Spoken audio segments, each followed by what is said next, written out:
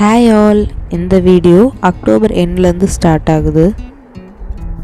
எப்போவுமே எனக்கு இந்த தீபாவளியிலேருந்து அப்படியே அந்த நியூ இயர் வரைக்கும் அந்த சீசனே ரொம்ப ஃபேவரட்.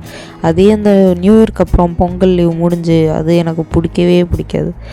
இந்த நவம்பர் டைம் அதிலலாம் என் பர்த்டே, தீபாவளி அந்த மாதிரி ஷாப்பிங், ஒரு மாதிரி ஹாலிடேஸ் அந்த மாதிரியே ஒரு வைப்பில் இருக்கும். ஸோ அப்படியே இருந்து இந்த சீசன் எனக்கு ரொம்ப ஃபேவரட் சீசன் ஆயிடுச்சு. எங்களை ஓரல் ஹிஸ்டாலஜிக்கு இந்த ஒரிஜினல் டூத் வாங்க சொல்லியிருந்தாங்க. பட் எங்களுக்கு கிடைச்சது எல்லாமே கேரிஸ் உள்ள டூத் தான். அதுக்கப்புறமா நான் ஊருக்கு போனப்போ கொஞ்சம் டூத் எடுத்துகிட்டு வந்துக்கிட்டேன். எங்களுக்கு நவம்பர் 1 அன்னைக்கு ப்ராஸ்தோ டிபார்ட்மெண்ட்டில் ஒரு ஈவெண்ட் கண்டக்ட் பண்ணாங்க. அதில் நிறைய காம்படிஷன்ஸ் இருந்துச்சு. அதில் நாங்கள் டென்டல் மெட்டீரியல்ஸ் யூஸ் பண்ணி மாடல் க்ரியேட் பண்ணுற ஒரு காம்படிஷனில் ஜாயின் பண்ணியிருந்தோம். அதிலோட தீம் என்னென்னா set up your own dental clinic. So அதுக்கு தேவையான மெட்டீரியல்ஸ்லாம் வாங்குறதுக்காக அன்றைக்கி ஈவினிங் வெளில போயிருந்தோம். எங்கள் காலேஜ் பக்கத்துலேயே ஒரு டென்டல் மெட்டீரியல் ஸ்டோர் இருக்குது. ஸோ அங்கே போயிட்டு கொஞ்சம் என்னென்ன எசென்ஷியல்ஸ்லாம் தேவையோ அது மட்டும் வாங்கிக்கிட்டோம். பிகாஸ் எங்களுக்கு அப்போ தான் காலேஜ் ஸ்டார்ட் பண்ணி 1 or 2 weeks ஆகியிருந்தது. அப்போ எங்களுக்கு டென்டல் மெட்டீரியல்ஸ் கொடுக்கல. லேட்டாக தான் நாங்கள் டென்டல் மெட்டீரியல்ஸ் ரிசீவ் பண்ணோம்.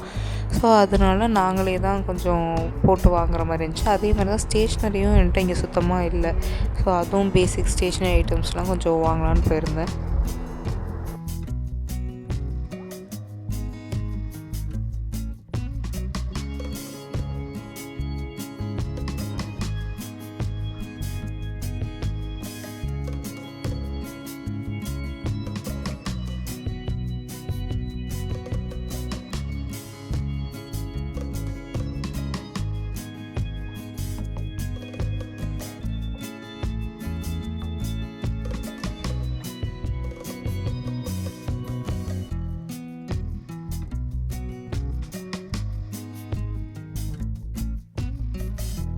நான் ரொம்ப ஆசையாக வச்சுருந்த என்னோடய சிப்பர் பாட்டில் என் டேபிள் ஆடினதில் கீழே விழுந்து செத்துட்டான். ஸோ எனக்கு அந்த டேபிள் மாற்றி கொடுக்க சொல்லி நான் கேட்டிருந்தேன். எனக்கு அந்த ஹவுஸ் கீப்பிங்லேருந்து மாற்றி கொடுத்துட்டாங்க. ஆனால் எங்களால் முகேஷை மீட்க முடியல. என் பாட்டில் செத்துடுச்சு.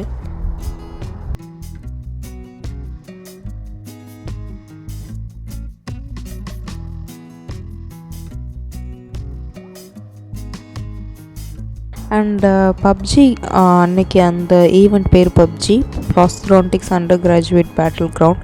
ஸோ இது 5th இயர் கண்டினியூஸாக நடக்குது. ஸோ பப்ஜி 5.0 இது எங்கள் சூப்பர் சீனியர்ஸ்லேருந்து எல்லாருமே இதை ஒரு லீகஸியாக கண்டினியூ பண்ணிட்டே வந்துட்ருக்கோம்.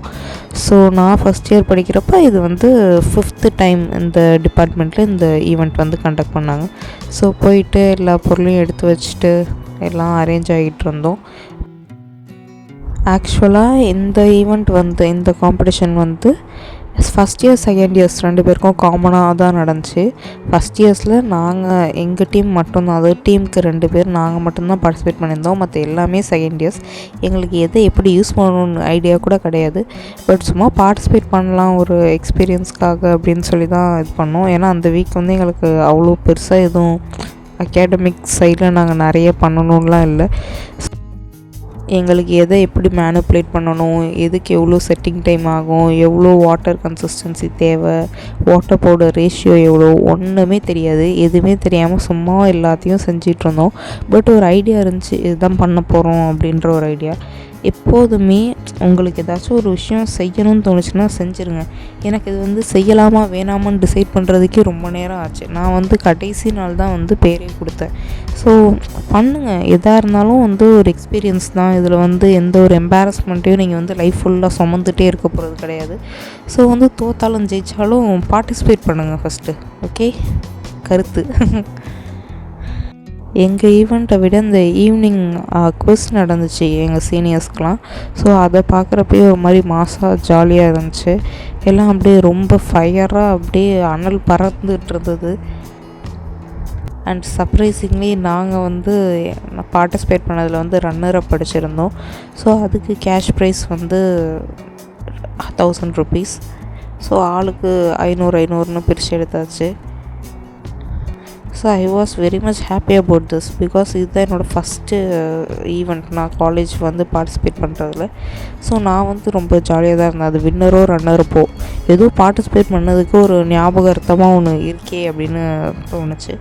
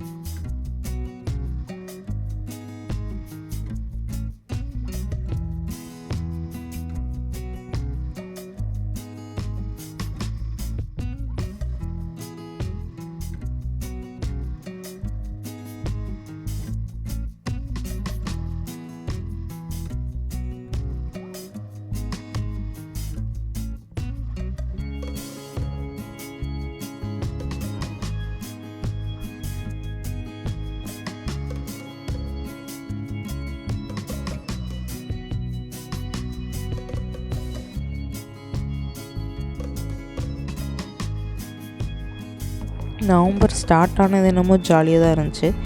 அதுக்கப்புறமா கொஞ்சம் கொஞ்சமாக ஏதோ சோகம், ஒரு மன கஷ்டம் அப்படியே இருந்தது. என்னடான்னு யோசிச்சுட்டே இருந்தேன். 8ஆந்தேதி என்றைக்கு முடிவு பண்ணேன், சரி வீட்டுக்கு போகலாம் அந்த வீக்கெண்ட் அப்படின்னு சொல்லிட்டு முடிவு பண்ணேன். சும்மா காலையில் வீட்டில் பேசிகிட்டு இருந்தேன். அப்படியே சரி வீட்டுக்கு போகலாமே, போயிட்டு வந்தால் ஜாலியாக இருக்குமே அப்படின்னு நினச்சிட்டு டிக்கெட் புக் பண்ணி போயாச்சு. என்ன நடக்குதோ இல்லையோ எஸ்ஆர்எம்மில் அந்த எஸ்ஆர்எம் ஈஸ்வரியில் வாரம் 15 நாளைக்கு ஒரு வாட்டியாச்சும் இந்த மாதிரி கடை போட்டுடுறான்.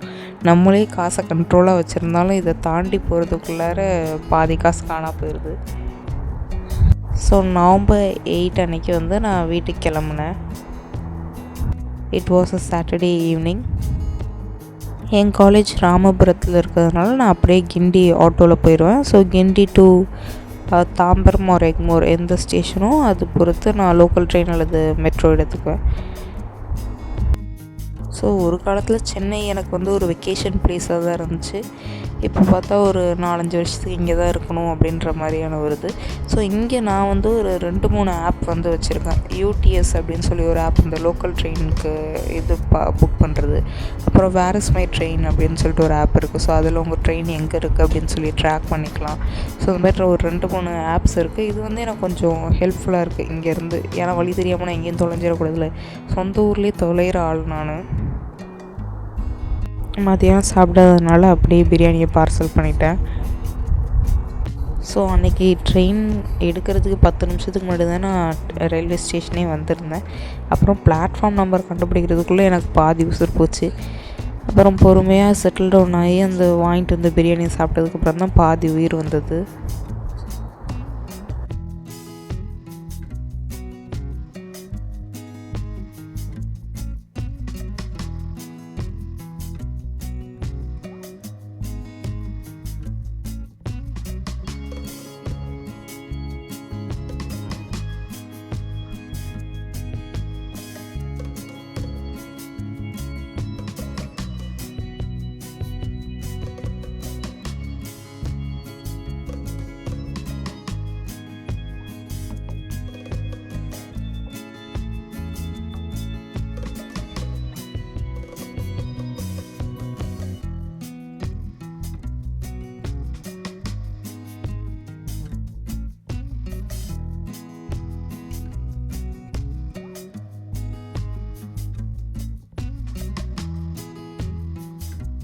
ஸோ எனக்கு Chennai to Thanjavur 6 hours to 7 hours ஆகும், depends on the train. So நல்ல ஒரு ஜாலியான solo travel.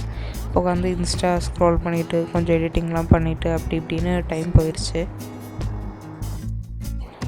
And then next day Sunday, ரொம்ப காமாக ரிலாக்ஸிங்கான ஒரு day. And then November 10 it's my birthday. So காலையிலே பெரிய கோயில் போயிட்டு ஒரு நல்ல ஒரு சாமிலாம் பார்த்துட்டு நல்லா முறுக்கெல்லாம் வாங்கி சாப்பிட்டுட்டு ஜாலியாக போச்சு. எப்போதுமே பெரிய கோயில் போகிற மார்னிங்னாலே அந்த டேவே ஒரு மாதிரி பாசிட்டிவாக ஒரு மாதிரி நல்ல ஒரு வைப்பில் இருக்கும். காலையில் போகிறப்பே அங்கே ஏதாச்சும் ஷூட்டிங் அந்த மாதிரி ஏதாச்சும் நடந்துகிட்ருக்கோம். அந்த ப்ரீ வெட்டிங் ஷூட் அந்த மாதிரிலாம் ஏதாச்சும் போயிட்டுருக்கோம். அப்படி இல்லைன்னா நிறைய வெளி ஸ்டேட் பீப்புள் தான் காலையிலே இருப்பாங்க. ஸோ இந்த ஏர்லி மார்னிங் வந்து ரொம்பவே ஒரு மாதிரி பீஸ்ஃபுல்லாக காமாக இருக்கும். நான் எப்போ பெரிய கோயில் போனாலும் அங்கே யாராச்சும் ஒரு ஆளை வந்து நான் பார்த்துருவேன். அதாவது ஒரு மாதிரி இப்படியும் மனுஷங்க இருக்காங்களே அப்படின்னு சொல்லிட்டு. அந்த மாதிரி தான் இந்த வாட்டி ஒரு தாத்தா இருக்க எல்லா குப்பையும் அவங்களே வந்து க்ளீன் பண்ணிகிட்டு இருந்தாங்க. அவங்க இங்கே ஒர்க் பண்ணுறவங்களா இல்லை என்னன்னு தெரில, பட் நிறைய பேர் இந்த மாதிரி நான் பார்த்துருக்கேன். ஒவ்வொரு யூனிக் கேரக்டர்ஸோட ஒரு இவ்வளோ பக்தியாக இருக்காங்க, எவ்வளோ முடியலைனாலும் எவ்வளோ கஷ்டப்பட்டு இதெல்லாம் பண்ணுறாங்க அப்படின்லாம் நினைக்கிற மாதிரி நிறைய ஒரு பீப்புள்ஸ் வந்து நான் பெரிய கோயிலில் மீட் பண்ணியிருக்கேன். அண்ட் தென் சொந்த ஊரில் இளநீ குடிக்காமல் எப்படி, நல்ல ஒரு இளநீ தஞ்சாவூர் இளநீ சந்தோஷமாக இருந்துச்சு குடிக்கிறப்பே. அது ஏன்னு தெரில, எந்த ஒரு விஷயத்த நம்ம ஊரில் பண்ணாலுமே அது வந்து நமக்கு டபுள் மடங்கு சந்தோஷத்தை தருது. இது வந்து கல்லணை கால்வாய் ரிவரு. ஸோ காலையிலேயே அந்த தண்ணி சில்லு சவுண்டு. இப்போ தண்ணி குறைஞ்சிருச்சு, முன்னாடிலாம் நிறைய தண்ணி இருந்துச்சு. இது வந்து என் அக்கா வந்து எனக்கு வந்து கொஞ்சம் ஸ்டேஷ்னரி ஐட்டம்ஸ்லாம் வாங்கி கொடுத்துருந்தாங்க. எனக்கு வந்து என்ன சந்தோஷமாகனா, என்னை யாராச்சும் இந்த மாதிரி குழந்தைத்தனமாக ஏதாச்சும் வாங்கி கொடுத்தாங்கன்னா எனக்கு ரொம்ப பிடிக்கும். அதுவும் வந்து இந்த ஸ்டேஷ்னரி ஐட்டம்ஸ்லாம் வந்து என்ன நீங்கள் வாங்கி கொடுத்தாலும் நான் வந்து ரொம்ப சந்தோஷமாக வந்து அதை ஏற்றுக்குவேன். ஸோ அவங்க ஒரு டப்பா ஃபுல்லாக, அவங்க ப்ரொஃபஸராக இருக்காங்க அவங்க. ஸோ அவங்க காலேஜ் கேன்டீனில் என்னென்னலாம் அவைலபிளாக இருக்கோ அதெல்லாம் அள்ளி போட்டு எனக்கு தூக்கிட்டு வந்துட்டாங்க. அண்ட் ஈவினிங் கேக்லாம் கட் பண்ணிவிட்டு திருப்பி சென்னைக்கு நான் வந்து ட்ரெயின் ஏறுற நேரம் தஞ்சாவூர் ஸ்டேஷன் விட்டு போகிறப்ப அப்படியே மெய்யழகன் வைப்பாக இருந்தது. ஏர்லி மார்னிங் ஒரு 5க்கு இங்கே சென்னை வந்திருப்பேன். அப்படியே வந்து காலேஜ் வந்துட்டு அதுக்கப்புறம் காலேஜ் கிளம்பி போயிட்டேன். அன்றைக்கி வந்து டியூஸ்டே.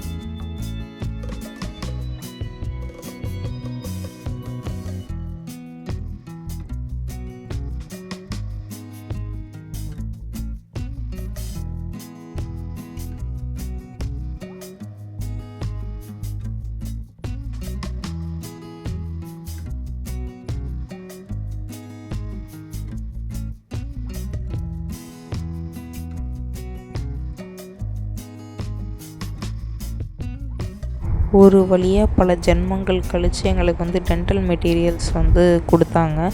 அது வந்து நிறைய இன்ஸ்ட்ருமெண்ட்ஸ் இருந்துச்சு. மொத்தம் 114 ஐட்டம்ஸ். அதுலேயும் ஒவ்வொன்றுத்துலேயும் இத்தனை நம்பர் அப்படின்னு சொல்லிட்டு நிறைய இருந்தது. ஸோ அதெல்லாம் எல்லாருக்கும் இஷ்யூ பண்ணிவிட்டு அந்த ஒரு ஹாஃப் டே அதுக்கே போயிடுச்சு. ஸோ எல்லா டிபார்ட்மெண்ட்லேருந்தும் வந்து எந்தெந்த இன்ஸ்ட்ருமெண்ட்ஸ் எந்தெந்த டிபார்ட்மெண்ட்டுக்கு அப்படின்னு சொல்லி எங்களுக்கு சொல்லிகிட்டு இருந்தாங்க. அப்புறம் பார்த்தா எங்கள் அக்கா வந்து எனக்கு ஒரு பார்சல் அனுப்பியிருந்தாங்க. So it was a surprise which was planned for my birthday. நான் பர்த்டேக்கு அவசரப்பட்டு ஊருக்கு போனதுனால அந்த பார்சல் வந்து அங்கே இங்கேன்னு போய் இன்றைக்கி தான் என் கைக்கு வந்தது. ஸோ நானும் உள்ளே என்ன இருக்கோ ஏது இருக்கோ அப்படி இப்படின்னு சொல்லிட்டு யோசிச்சுட்டே இருந்தேன். அப்புறம் வந்து பார்த்தா ஒரு நல்ல ஒரு ப்ரௌனி, ஒரு என் பர்த்டேக்கு தேவையான ஒரு ட்ரீட்டு. ஸோ இதை நான் பர்த்டேக்கு இங்கேருந்து வெட்டி இருந்திருக்கணும். அவன் ரிட்டனில் போய் உயிரோடு எப்படியோ வந்துட்டான். So it was a very delicious brownie which was ordered by my sister. So அதில் 9 ஃப்ளேவர்ஸ் இருந்துச்சு. எல்லாத்தையும் ஒவ்வொன்றும் அங்கங்கே குறித்து அப்படி இப்படின்ட்டு சொல்லி ஒரு வாரம் ஃபுல்லாக அவனை வச்சே சாப்பிட்டு வாழ்ந்துட்டேன். அப்புறம் நான் வந்து என்னோடய டென்டல் மெட்டீரியல்ஸ் ஃபுல்லாத்தையும் எல்லா இன்ஸ்ட்ருமெண்ட்ஸையும் வந்து எடுத்து எக்ஸ்ப்ளோர் பண்ண ஆரம்பித்தேன். இதில் என்னென்ன இருக்குது அவங்க வந்து செக் பண்ண சொல்லியிருந்தாங்க. ஏதாச்சும் மிஸ் ஆகிடுச்சுன்னா நம்ம வந்து சொன்னோம் அப்படின்னா அவங்க வந்து அதை நமக்கு ப்ரொவைட் பண்ணுவாங்க. ஸோ அதுக்காக எல்லாத்தையும் அரேஞ்ச் பண்ணி பார்த்துட்டு இருந்தேன். பார்த்தா அது வந்துகிட்டே இருக்குது. 2 கட்டப்பை. இது 2த்தையும் தூக்கிட்டு வரதுக்குள்ளே எங்கள் உயிர் போச்சு. ஸோ நாங்கள் ஹாஸ்டலில் அந்தலேருந்து எங்கள் பிளாக்லேருந்து ஹாஸ்டலுக்கு தூக்கிட்டு வரதே ஒரு பெரிய சிரமமான வேலையாக போச்சு.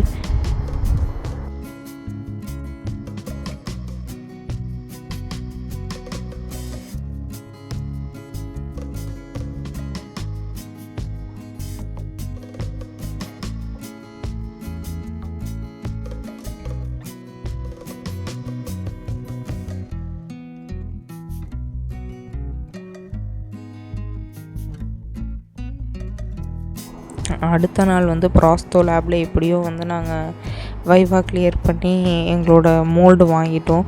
ஸோ மோல்டு வேணும் அப்படின்னா நம்ம வந்து ஃபஸ்ட்டு வைவா கிளியர் பண்ணியிருக்கணும். இது வந்து ஒரு காம்ப்ளிகேட்டடான ப்ரெக்னென்சி கேஸ் மாதிரி நாங்கள் வந்து அதை ஊற்றி அது பண்ணி அது இதுன்னு கழட்டி எடுத்துட்டோம். ஸோ அதில் வந்து நிறைய வேலை இருக்குது எங்களுக்கு அடுத்தடுத்து. அப்புறம் வந்து எங்களோட வேக்ஸ் கார்வர் எங்களுக்கு வந்து இல்லை அந்த கொடுத்த இதில். ஸோ அதுக்காக நாங்கள் டென்டல் மெட்டீரியல் ஸ்டோர் போய் அது கேட்டோம். ஆனால் அங்கேயும் அது இல்லை. அப்புறம் இன்னொரு கடையில் அந்த பப்ஜிக்கு நான் வாங்கினேன்னு சொன்னல, அந்த கடையிலையும் போய் கேட்டோம், அங்கேயும் இல்லை. ஸோ அது வந்து ஒரு ட்ராபேக்காக முடிஞ்சிருச்சு. எங்களுக்கு அதிசயமாக ஃபஸ்ட் டைம் சாட்டர்டே லீவ் விட்டுருந்தாங்க. நாங்கள் எங்கள் ரூமில் என்ன பேசினாலும் அது வெளியில் கேட்டு அதுக்கான ஆக்ஷன்ஸ் வந்து எடுக்கப்படுது. அது எப்படின்னு தான் எங்களுக்கு தெரில. மற்ற காலேஜ்லலாம் சாட்டர்டேலாம் லீவ் விட்றாங்க அப்படி இப்படின்னு பேசிகிட்டு இருந்தோம். பார்த்தா எங்கள் காலேஜ்லேயே அந்த வாரம் அதிசயமாக லீவ் விட்டுருந்தாங்க. ஏன்னா அந்த வாரம் வந்து எங்கள் சீனியர்ஸ்க்கு கான்வெகேஷன் நடந்துச்சு. அவ்வளோதான். டாடா பாய்.